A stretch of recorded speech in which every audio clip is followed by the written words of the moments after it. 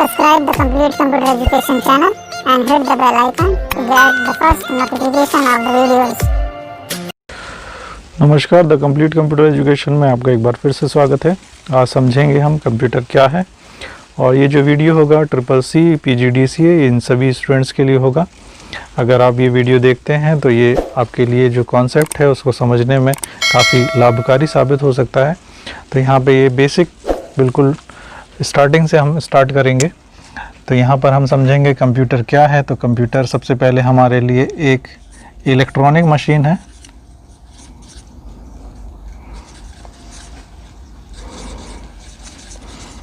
Machine है ये computer सबसे पहले हमारे लिए एक इलेक्ट्रॉनिक मशीन है, जो कि दूसरा पॉइंट अर्थमेटिक और लॉजिकल दोनों ही माध्यम से हमारे कंप्यूटर में वर्क करती है। मतलब कंप्यूटर के अंदर कंप्यूटर एक इलेक्ट्रॉनिक मशीन है, हम जानते हैं, जिसकी कार्यप्रणाली जो है वो अर्थमेटिक और लॉजिकल दोनों ही हैं। मतलब यहाँ पे मैथमेटिक वर्क हो सकते हैं, तर्क संबंधित कार्य हो सकते हैं। तो कंप्यूटर जो है वो लॉजिकल वर्क मतलब तर्क संबंधित कार्य एवं मैथमेटिक संबंधित कार्य के लिए अग्रसर होता है। इसके माध्यम से हम ये सारी चीज़ें कर सकते हैं। इसके अलावा इसके जो भाग हैं आप समझ सकते हैं। इसके अंतर्गत जो कंप्यूटर के भाग होते हैं वो कोई 4 भाग होते हैं, और उन 4 भागों में ही कंप्यूटर की सारे डिवाइसेस आ जाते हैं। जैसे कि सबसे पहला भाग होता है इसका इनपुट, उसके बाद प्रोसेस, उसके बाद हमें मिलता है आउटपुट भाग, फिर उसके बाद जो लास्ट वाला होता है उसको बोलते हैं हम मेमोरी या स्टोरेज। तो यहाँ पर हमें समझना होगा जो इनपुट भाग है, यहाँ से हम डेटा को इनपुट करते हैं प्रोसेसर के अंदर। हम कंप्यूटर के अंदर डेटा इनपुट करते हैं, कंप्यूटर उसको प्रोसेस करता है। प्रोसेस करने के बाद जब वो डेटा बन जाता है इंफॉर्मेशन, तो वो आउटपुट डिवाइस के माध्यम से हमें प्राप्त होता है। तो यहाँ से इनपुट हमेशा कंप्यूटर के अंदर जाता है और प्रोसेस होके हमें वो रिज़ल्ट जो इन्फॉर्मेशन होती है वो प्राप्त होती है आउटपुट के माध्यम से।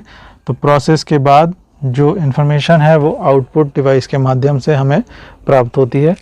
इसके अलावा जो स्टोरेज है उसके अंदर जो इन्फॉर्मेशन है, जो डेटा है, वो जाता भी है और उससे रिसीव भी किया जाता है। यानी कि इसका एग्जांपल आप इस तरीके से समझ सकते हैं।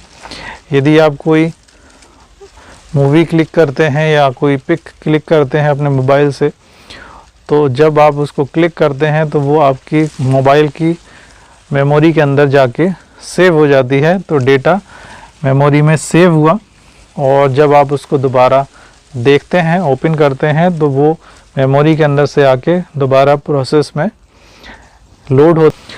तो इनपुट प्रोसेस के अंदर जाता है, प्रोसेस के बाद रिज़ल्ट आउटपुट के माध्यम से मिलता है, और जो इन्फॉर्मेशन है, जो डेटा है, वो आता भी है और प्रोसेस में जाता भी है। तो ये 4 भाग हैं जिसके अंतर्गत कंप्यूटर काम करता है, और इन 4 भागों के अंतर्गत ही कंप्यूटर के सारे भाग आ जाते हैं। इसके बाद हम समझ लेते हैं CPU के जो डिवाइसेस हैं, जो यहाँ पे बचे हुए डिवाइसेस हैं। हमने 4 भाग समझ लिए। अब बाकी जो डिवाइसेस होंगे वो सब इन्हीं 4 भागों के अंतर्गत आते हैं। तो हम समझ लेते हैं सबसे पहले CPU के अंदर हमें क्या क्या चीज़ें मिलती हैं। तो CPU के अंदर हमें सबसे पहले मदरबोर्ड मिलता है। मदरबोर्ड के साथ हमें मिलता है CPU CPU का फुल फॉर्म होता है सेंट्रल प्रोसेसिंग यूनिट। इसके बाद हमें मिलता है यहाँ पर रैंडम एक्सेस मेमोरी रैम। इसके बाद DVD ड्राइव या आप बोल सकते हैं हार्ड डिस्क ड्राइव भी हमें यहाँ मिलती है। तो DVD, हार्ड डिस्क, ये सारी चीज़ें हमें CPU के अंदर कनेक्टेड मिलती हैं। इसके बाद जो एक्सटर्नल है वो हमें कीबोर्ड मिलते हैं।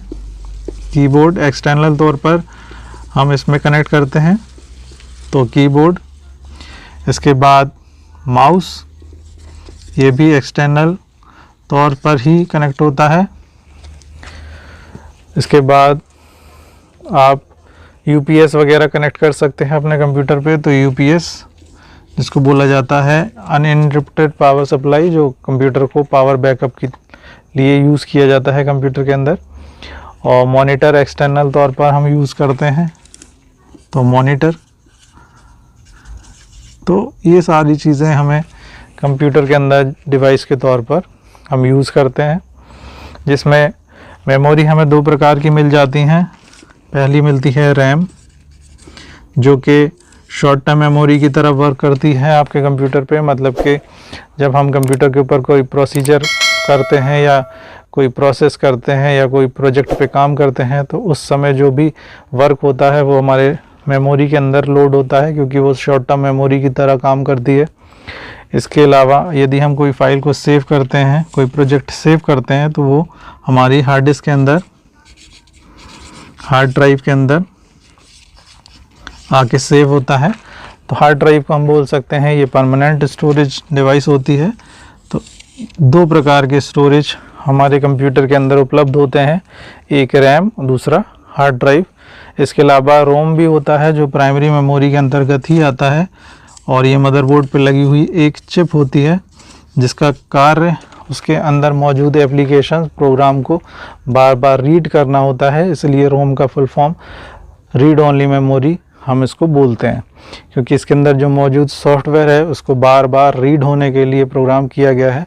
इसका काम कंप्यूटर को स्टार्ट करते समय यूज़ होना होता है। जैसे कि इसके संबंधित जो वीडियोस हैं मेरे प्लेलिस्ट के अंदर आपके लिए उपलब्ध हैं। आप चाहें तो रैम और रोम से संबंधित वीडियो को देख सकते हैं, जिससे कि आपको रैम और रोम से संबंधित ज़्यादा जानकारी आपको मिल जाएगी। तो ये वीडियो आपको कैसा लगा? यदि आपको ये वीडियो अच्छा लगा है तो प्लीज़ इस चैनल को लाइक और सब्सक्राइब ज़रूर कीजिएगा, जिससे कि और अच्छे वीडियोज़ आपके लिए उपलब्ध हो सकें। आपका बहुत बहुत धन्यवाद।